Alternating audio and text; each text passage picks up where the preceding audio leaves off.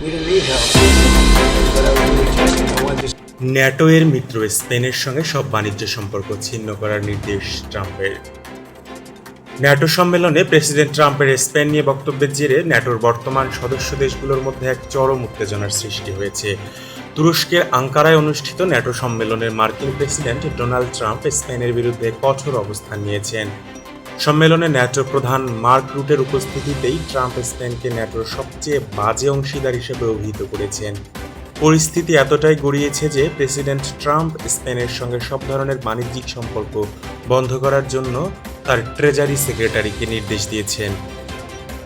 মূলত দুটি বড় কারণে স্পেনের উপর ক্ষুব্ধ ট্রাম্প।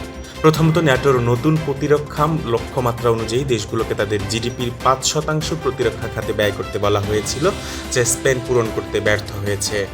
দ্বিতীয়ত, ইরান সংকটের সময় যুক্তরাষ্ট্র স্পেনের আকাশসীমা এবং সামরিক ঘাঁটি ব্যবহারের অনুমতি চেয়েছিল, কিন্তু স্পেন তাতে সরাসরি অস্বীকৃতি জানায়।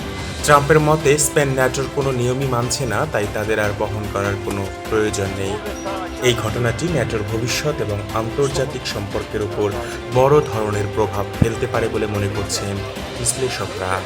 We didn't need help, but I was really testing. I wanted to see whether or not they'd be there. And the answer is, I spoke to Germany, I spoke to France, spoke to UK, spoke to Italy, I didn't speak to Spain. Spain is a wasted cause.